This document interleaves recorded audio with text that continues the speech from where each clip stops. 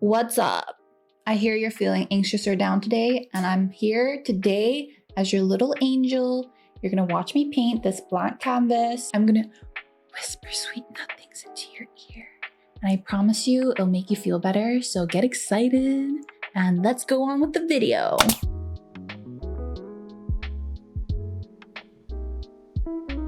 Go take a shower, go get a cup of tea, go get a little snack, and then watch this video after. You who's listening, you're focusing too much on these ruminating thoughts. You're focusing too much on the what ifs, the whys. And what my therapist always told me is you have to go back to your senses. What do you see, hear, smell, taste, and feel? Brings you back to reality, gets you grounded, right? You're gonna watch me paint and try to be mindful when you watch me paint. And then when you're listening to my voice too, really listen to it. That's why I also told you to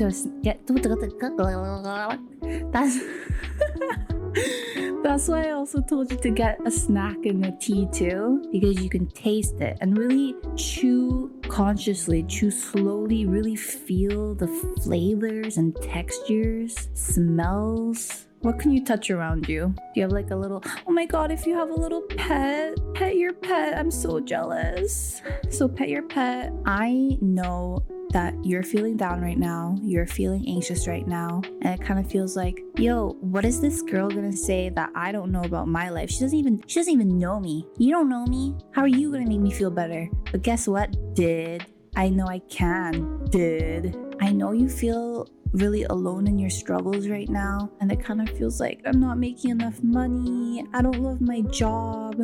If you're single, you're probably like, why can't I find someone? The dating world is so, I was gonna say shitty, but I kind of want to stop swearing on this channel. The dating world sucks. I hate dating apps. It's such a emotional damage. If you're in a relationship or engaged or married, you're probably have stresses with that too. Like, why are we fighting? Are we still as strong as we once were? Everyone is going through it, and know that you're not alone. This is just the human condition. We all feel these anxious and sad feelings. This is going to the next point, switching to a mindset of gratitude. Yesterday, my roommate and I were both feeling kind of stuck, and we sat in her car after we went to a workout class and we did a gratitude practice together. So I'll tell you what we said, and I hope that you can relate and it makes you feel better. I'm grateful our family is healthy. I'm grateful we live alone and have a cute little home that we feel, safe and good in. I'm grateful that our yoga studio is open again and we've been going back. I was telling her about the guy that works at Chevron, and he was, studying when I was checking out, and I was asking him what he was studying, and he's going to school full time and then also working at Chevron full time, like literally doesn't sleep. Dude, some people have really, really hard lives. I want you to take a moment right now and think of something unique in your life that you're really grateful for. So next, I'm gonna give you ideas for healthy coping mechanisms. Something I love doing is voice noting, because everyone's busy. Even just talking to them and knowing that they're gonna listen to it and you love them and you know that they accept you, it really does make you feel better. So if you've never done that, I highly recommend it. Go for a walk. You know that TikTok that's like dun, dun, dun, dun, dun, dun, dun, dun, and it's like me going on a walk for my mental health. It's so funny, but it's true. A walk does help.